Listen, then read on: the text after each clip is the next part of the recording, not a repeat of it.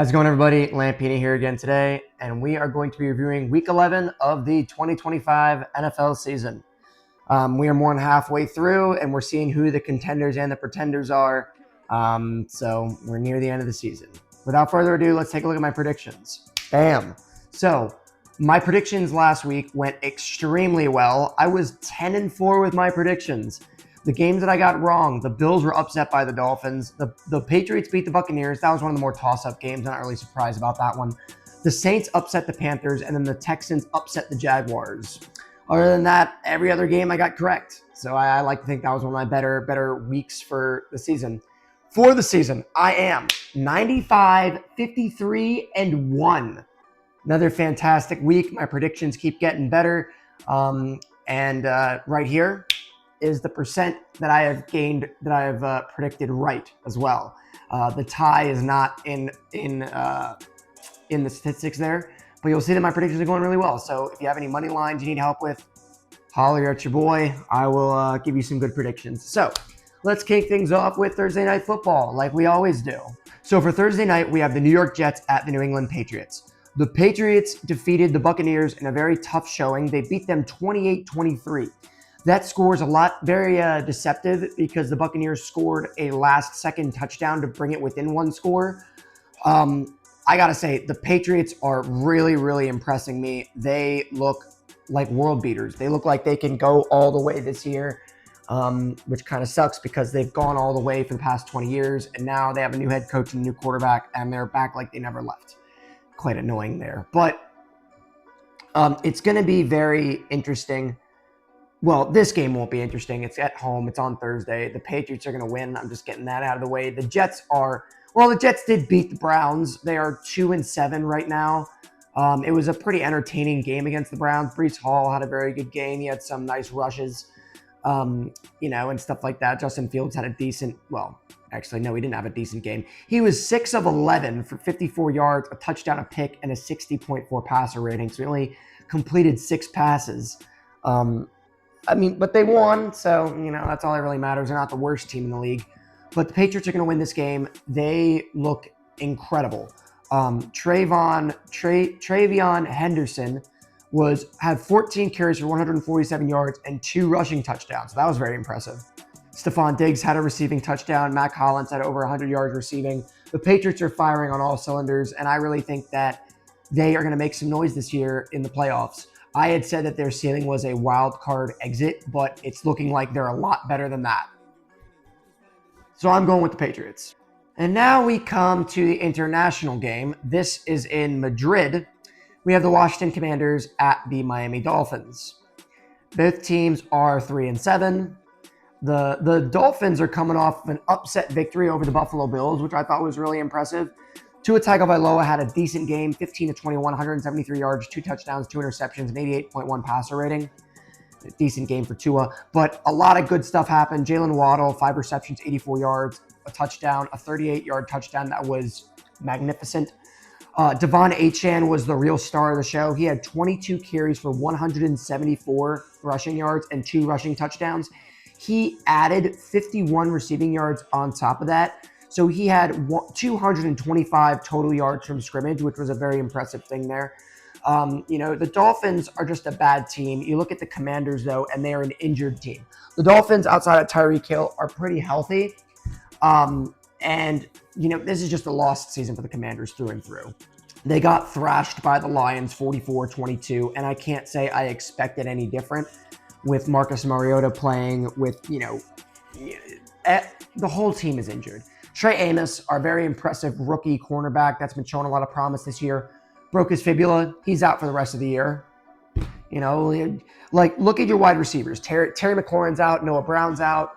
Luke McCaffrey's out. Deebo Samuel's missed time. Austin Eckler's basically a receiver. He's out for the year. You look at our cornerbacks. Marshawn Lattimore is now out for the season. Trey Amos is out for the season. We had our one safety, I can't remember his name, but he's been out for the season. Dorrance Armstrong out for the season. Jane Daniels has missed significant time. It's just like it's beyond what I'm not too surprised at this point with the Washington Commanders. You look at a lot of teams that have really floundered because injuries have just decimated them. You look at like the 2020 Cowboys, the 2020 49ers, the 2022 Rams. Well, they were kind of, they won the Super Bowl and had a very bad hangover after that. This year's Bengals, the 2024 49ers.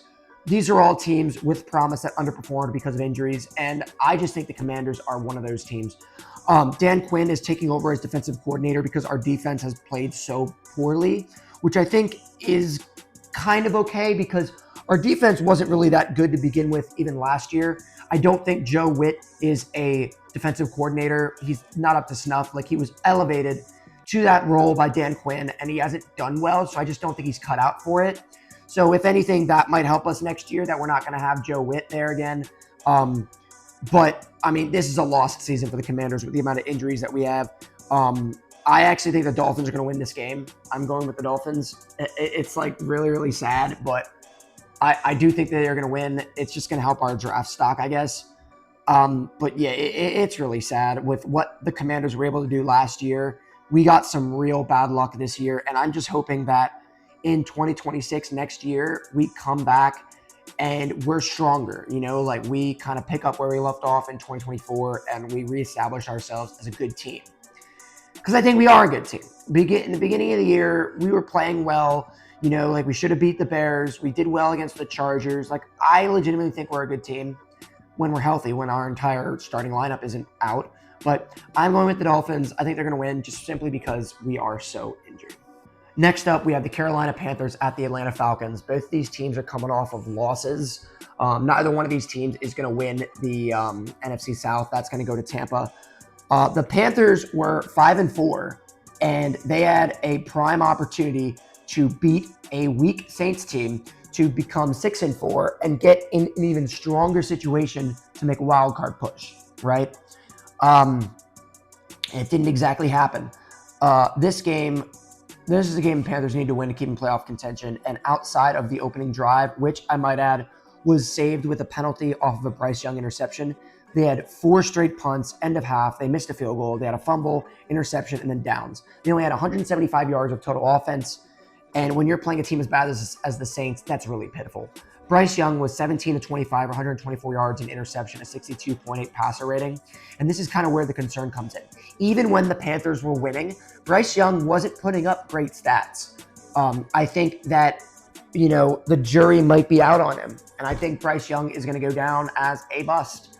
He is an undersized quarterback.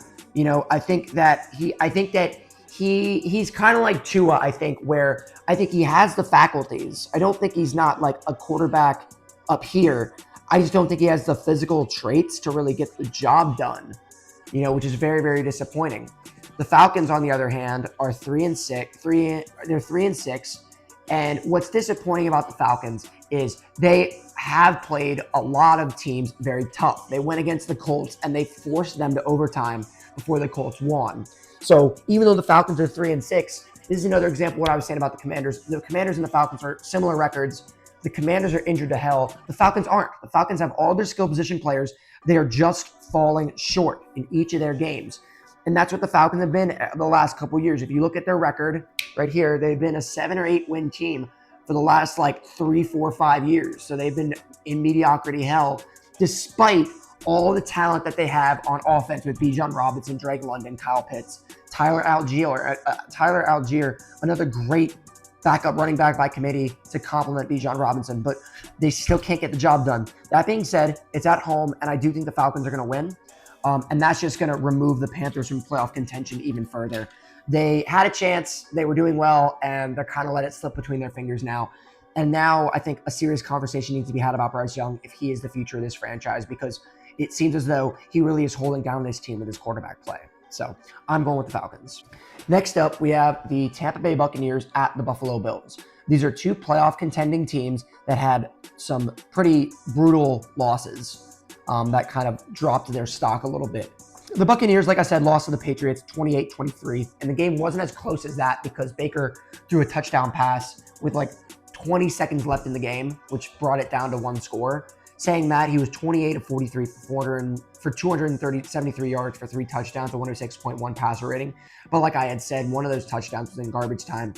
But I don't really think that that's as bad of a thing for the Buccaneers. I think they just lost to the better team. I got a good view of that game, and they played well. They moved the ball. The Patriots were just a better team. Sometimes it just happens like that. On a week-to-week basis, one team shows up and they're just better. You know, I think that's what happened with the Buccaneers against the Patriots. As for the Bills, this was completely different story. This was a very winnable game by the Buffalo Bills, and they blew it. And surprisingly, the player that blew it was Josh Allen. He was 28 of 40 for 306 yards, 2 touchdowns, and an interception for a 98.5 passer rating. While that does sound good, he had 2 crucial turnovers in this game that really kept them out of winning. He had an interception in the red zone, which the Dolphins capitalized on. They managed to prevent them from scoring there. And then Josh Allen was doing this big power run where he was dragging people, and then he fumbled the ball, and then the Dolphins got it. So, I mean, when you have costly turnovers like that cost you the game, that doesn't necessarily mean that you're a bad team, but it's very disconcerting because things like this can't happen in the playoffs, and you can't lose like this to a team like the Dolphins. So these are going to be 2 get-right games for both teams. Which team will get right the most? I'm going to go with the Buffalo Bills. I think that they are going to win. They are a very strong team, and I think what they need to do is they need to reestablish that they are a dominant team and that they mean business and that they're going to, dominate basically. It's going to be a very good game. This is the game that I'm going to try to watch on the 1 p.m. slate. I wouldn't be surprised if the Buccaneers upset them, but I am going to go with the Bills. Next up, we have the Houston Texans at the Tennessee Titans. The Titans are coming off a bye. They're the worst team in the league. They scored 20 points against the Chargers because they had a lot of special teams benefits. But I think the Titans are the worst team in the league. I don't really have much to say about that. The Texans are going to win this game. In regards to the Texans, they scored 26 points in the fourth quarter and really took it to the Jaguars. And it was a massive comeback win. And this is why I can't take the Jaguars seriously, basically. I'm going with the Texans. They're going to win. I mean, the Titans are the worst team in the league. They're 0-4 at home. The Texans haven't looked great either, and they've kind of had a disappointing season. That being said, they are still going to beat up on little brother in the division. All right, guys, so this is another interesting matchup. We have the Chicago Bears at the Minnesota Vikings. The Vikings lost to the Ravens 27-19. They are now 4-5. I think it's another lost season. It's a lost season for the Vikings. They're probably going to finish like 7 or 8 wins. Mediocre, but this is JJ McCarthy's first season as a starter. So, I mean, I kind of expected that. He was 20 of 42 for 248 yards, a touchdown, 2 interceptions, a 54.5 passer rating. They fought hard, but some costly turnovers. They had 3 turnovers that the Ravens turned into points. They're barely holding on to a playoff spot. It's not going to happen, But, stuff like that is what's happening with them. As for the Bears, this might be the most fraudulent 6-3 team I've ever seen. They were getting beat from pillar to post by the Giants this entire game, and then Jackson Dart goes out with an injury, and the entire morale of the Giants falls apart, and the Bears managed to pick up the scraps and beat a weakened and downtrodden Giants team. This win, as well as the win with the Commanders, where they took advantage of the Jane Daniels fumble, those are 2 wins that the Bears did not deserve to get. And if they don't win those 2 games, they are... Well, you take 2 wins away, they have 4 wins, and then they're 4-5. I think that's more what the Bears are. But they're 6-3. They are frauds, I will say that. Caleb Williams was 20 of 36 for 220 yards and a touchdown, and 83.1 passer rating. Still not a great game by Caleb Williams. He's kind of floundering a little bit. That being said, the Vikings aren't good either. The Bears have really benefited from a very easy schedule. And I think that they're really going to be exposed for the frauds that they are when they get into the playoffs. I am going to go with the Bears, though, just because the Vikings are struggling so much. The Bears are going to improve to 7-3 somehow, the most fraudulent 7-3 team in the NFL. They're going to win, though, and they're going to, on paper, have a very good record. So I'm going with the Bears. Next up, we have the Green Bay Packers at the New York Giants. Both teams are coming off of losses here. Jackson Dart left the game with a concussion. They were primed to beat the Bears. Jackson Dart was playing very, very well. And then Russell Wilson came in and did what Russell Wilson does, suck the life out of the Giants. And then the Packers lost to the Eagles. That game was very boring. It was very defensive showing, very low scoring. And, not much really happened. So a loss from the Packers takes them out of first place, unfortunately. But that being said, I do think the Packers are going to win this game. They're going to beat the Giants. This is a lost season for the Giants. Brian Daboll got fired. So, I mean, there's not much else we can really say about the Giants. It's a lost season for them, just like it is for the Commanders and even the Cowboys, really. We'll see what the Giants can do in the offseason, but much like us, they have their starting quarterback. Jackson Dart has played very, very well. He plays with a lot of passion. He looks really good.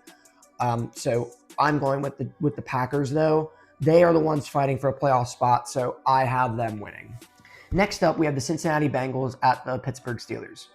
We'll go over the Steelers first because I have a lot more to say about the Bengals. The Steelers lost to the Chargers 25-10.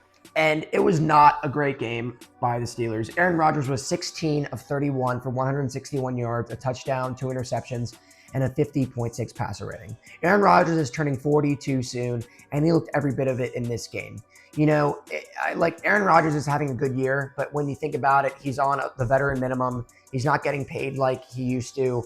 He's playing all right, but it's clear that age is catching up with him, and he is not the same quarterback that he used to be. You know, it's really weird that the Steelers can turn around and beat the Colts and then turn around and then lose to the Chargers in such embarrassing fashion. They are going to be barely holding on to a playoff spot, I think, by the end of the season. But, you know, they should still beat the Bengals. As for the Bengals, the Bengals are the craziest team in the NFL. I remember when I was doing my predictions, I said that the Bengals were going to be a 7 or 8 win team, and basically what we saw last year with a healthy Joe Burrow is what the Bengals' identity is now. They are not the same team that we saw in 21 and 22 where they make the conference championship and the Super Bowl respectively. They are a team that has one of the most talented offenses in the entire league and a defense that cannot stop an offense to save their lives. The Bengals scored 38 points and 42 points in their last 2 games, and they lost both of them. Like, that just boggles the mind. Joe Flacco has been an incredible replacement for Joe Burrow. He's gone in there and played extremely well. You know, he was 31 of 47, 470 yards, 4 touchdowns, 2 interceptions, and a 109.4 passer rating. For a 40-year-old quarterback, it's very impressive. T. Higgins, 7 receptions, 121 yards, and 2 touchdowns. Jamar Chase, 6 receptions, 111 yards. I mean, this is what the Bengals do every year. Joe Flacco throws for 1 million yards, 1 million touchdowns. T. Higgins and Jamar Chase catch the ball for 1 million receiving yards, and then they lose 47-42. I mean, it's just so stupid. It's goofy. They said Joe Burrow's ahead of schedule and that he might come back and play this year, but I can't imagine it being much different. I mean, the only difference is that there's going to be a different Joe throwing 4 touchdowns and 470 yards every game when their team loses 47-42. They are a very entertaining team to watch, but it's, in terms of winning games, it's pitiful. And coming from where they were a couple years ago, people seeing them as like the new contending team, like the Bills and the Ravens and the Chiefs, this just shows to me that there are some teams that their franchise is so dysfunctional and they just can't do anything right to save their lives that no matter how much talent is thrown on their lap, they can't succeed. And that's what the Cincinnati Bengals are and what they have been pretty much their entire franchise's history. So, sorry to say all that, Bengals fans, but the Steelers are going to win this game. I think that the Bengals do have a chance to win if they put up as many points as they do, because I don't really buy that the Steelers, I don't buy that the Steelers can outscore the Bengals offense, but the Bengals defense has proven to be so pitiful that any team could outscore them. I would love for my second string Commanders to play the Bengals just to see how bad they are, you know, but I'm going with the Steelers. I do think they're going to win though. All right, guys, we have the Los Angeles Chargers at the Jacksonville Jaguars. These are 2 AFC wildcard teams that had 2 very different showings in this game, in last week's games. Chargers had a convincing victory over the Steelers, 25-10. Justin Herbert, 20 of 33, 220 yards, a touchdown, a 90.5 passer rating. A+ performance there by Justin Herbert. And then, you know, they won convincingly. They're 6-3. Are they 6-3 or are they 7-3? They're 7-3. You know, they're in a comfortable playoff spot. We'll go over it when we go over the playoff picture, but they are a consistent, solid playoff team. As for the Jaguars, they were exposed for the fraud that they are as they let go of a multiple score lead in the 4th quarter that really screwed them up. This is what I'm talking about. Trevor Lawrence was 13 of 23, 158 yards, a touchdown and interception, and a 74.2 passer rating.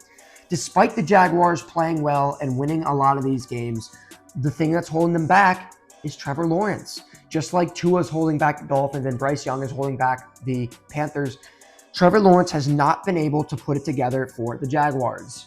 Now, is this a Matt Stafford situation and he's not playing well because he's on a bad team that doesn't know how to develop a quarterback? Is this like a Sam Darnold, Daniel Jones, Geno Smith situation where he just needs to change the scenery and then he can, do a lot better? I don't really know. I'm just talking about what I see in front of me, and what I see in front of me is a team that is winning in spite of their quarterback. Remember what I've said before previously about my QB tiers, where it's you win because of them, you win with them, and you win in spite of them. The Panthers were winning in spite of Bryce Young, and now the Jaguars are winning in spite of Trevor Lawrence. And they're not going to make the playoffs playing that kind of ball. So for that reason, I'm going with the Chargers. They're going to beat the Jaguars, and the Jaguars are going to fall even further down and out of the playoff picture. Next up, we enter the 4 o'clock slate, and what a game this is going to be. We have the Seattle Seahawks at the Los Angeles Rams. I think these are two top 5 teams in the NFL. The Seahawks decimated the Cardinals 44-22, and the Rams decimated the 49ers 42-26. Very similar showings by both teams. Sam Darnold was 10 of 12 for 178 yards, a touchdown, a pick, and a 111.8 passer rating. Yeah, that's all that he did. That's all it took. It was 21-0 by the end of the first quarter after 2 touchdowns and a fumble return for a touchdown. Then another fumble led to a touchdown, and then a touchdown drive by the Seahawks, making it 35-0 the start of the first half. It was just as bad as what they did to the Commanders. Now, it is the Arizona Cardinals, just like when they destroyed us, it was the Washington Commanders, right? Not the best team, not the best competition. But when you're facing not the best competition, 35-0 is still 35-0. You know what I mean? So the Seahawks are peaking at the right time, and they're really hitting their stride, and they look very, very, very, very strong. Now, so do the Rams, who have the MVP frontrunner, I'm convinced right now, in Matthew Stafford, who was 24 of 36 for 280 yards, 4 passing touchdowns, no interceptions, 127.1 passer rating. Matt Stafford has always struggled with throwing interceptions, but he has not done that recently. His last 8 games, he's thrown for 20 touchdowns to 0 interceptions. He has 25 touchdowns to 2 interceptions right now at this point in the season. That is usually what a Pro Bowl quarterback will end the season with. But he is on pace for 47 touchdowns and less than 5 interceptions. That is Aaron Rodgers' 2011 MVP caliber numbers. You are looking at, I don't know why everyone is saying Drake May is the MVP, because right now, Matt Stafford is putting together one of the best quarterback seasons in NFL history if he stays on this trajectory. If he stays on this trajectory and manages to get 45 plus touchdowns and less than 4 interceptions, you're looking at an all-time great quarterback season that should result in an MVP.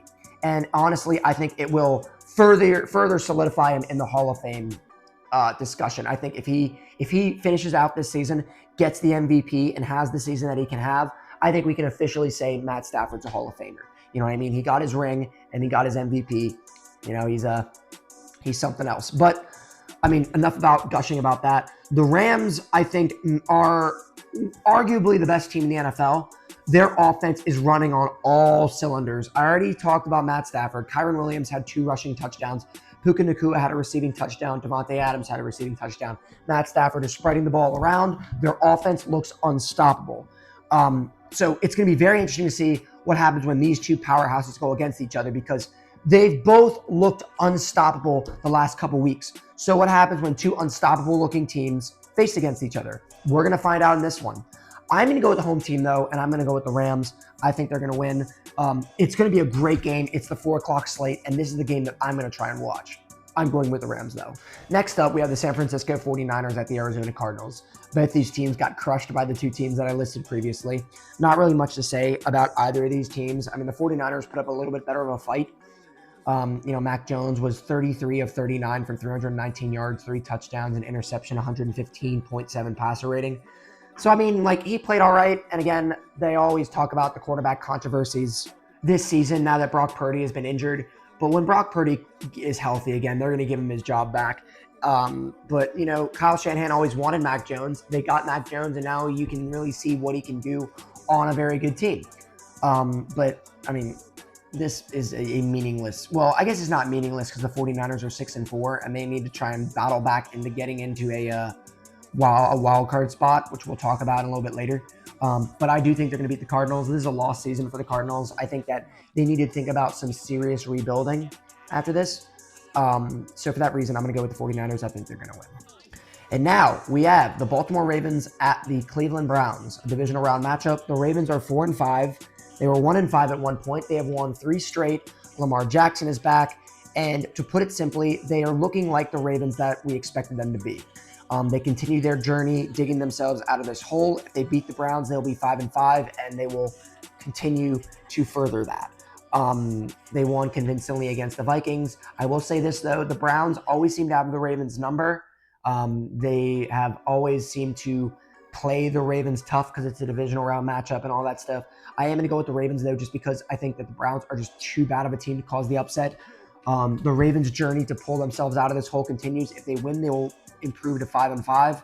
The Ravens have very little margin of error. You know, they need, these are the kinds of games that they need to win if they're going to make it to the wild card, because it doesn't matter how good their team is now. It doesn't matter how good their team is playing. If they don't have the record to get into the playoffs, they're not going to get into the playoffs. You know what I mean? So I do think they're going to win, though, because the Browns have such little going for them that I don't think they have the talent to cause the upset. So I'm going with the Ravens. All right, the 4:25 game. This is going to be a very, very interesting one. We have the Kansas City Chiefs at the Denver Broncos.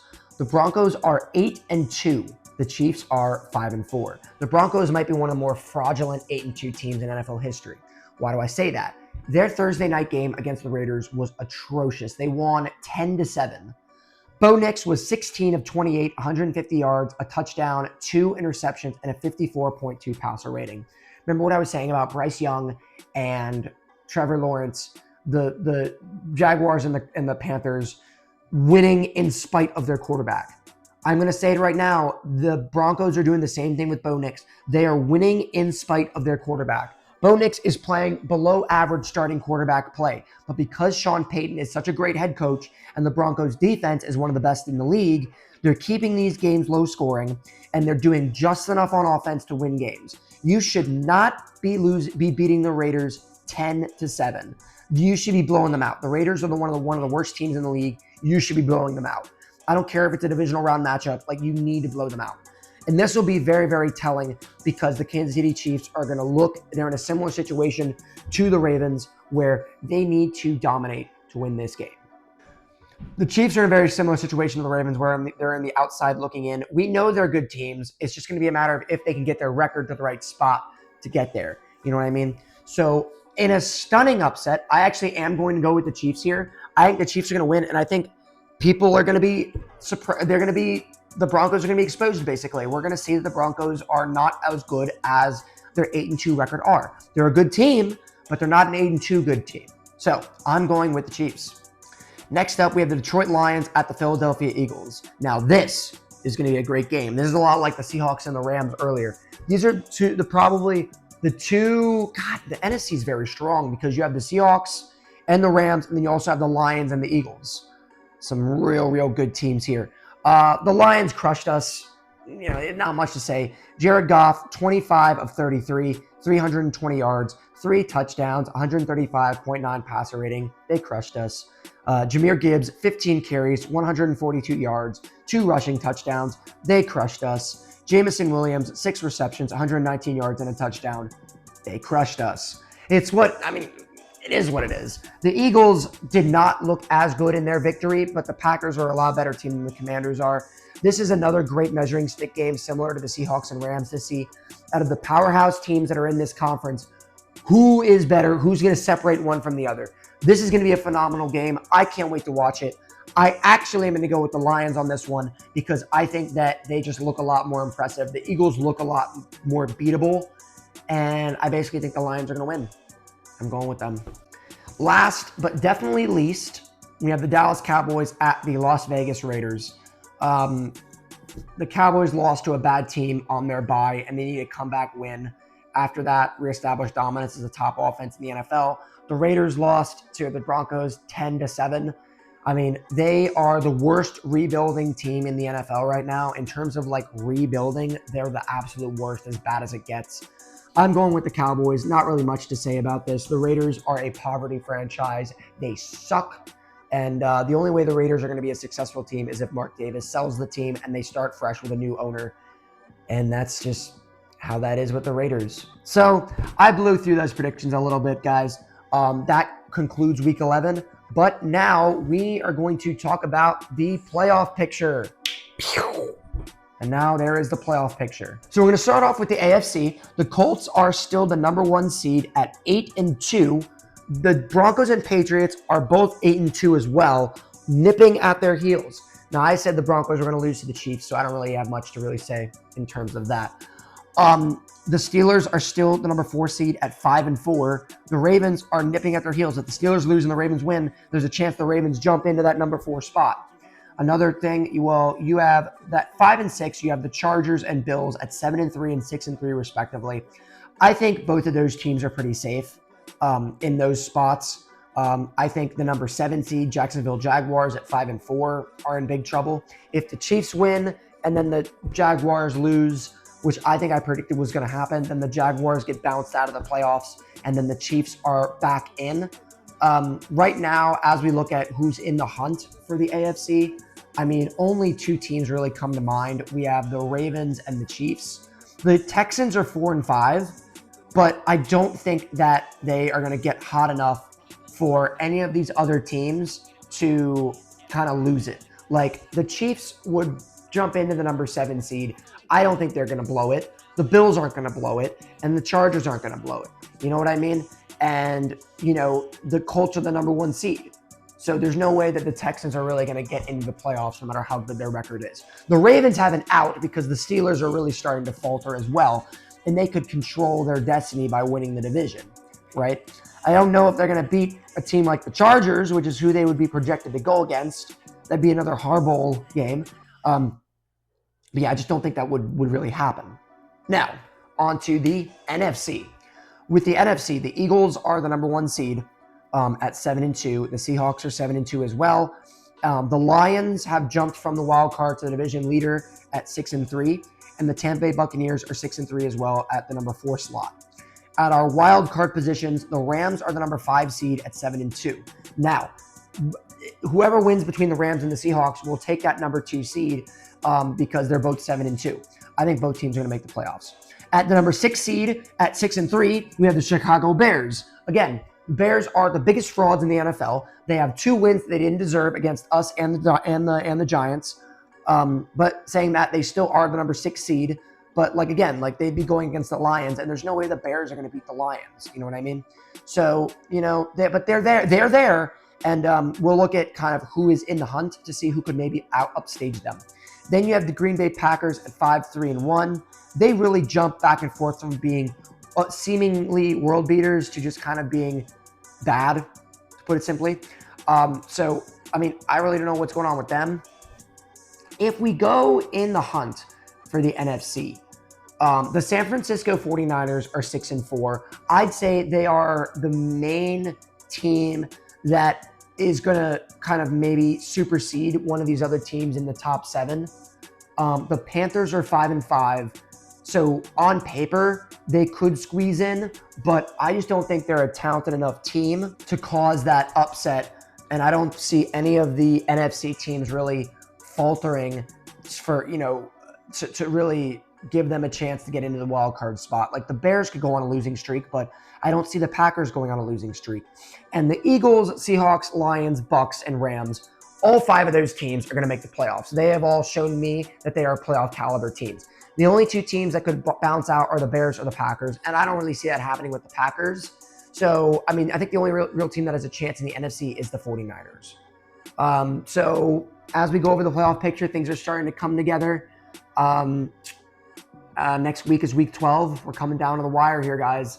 Let's see if the Ravens can squeeze into the playoffs. Let's see if the Chiefs can and the 49ers, and if teams like the Bears can keep their momentum going and manage to make the playoffs themselves. I've been Lampini, and I'll see you guys next week.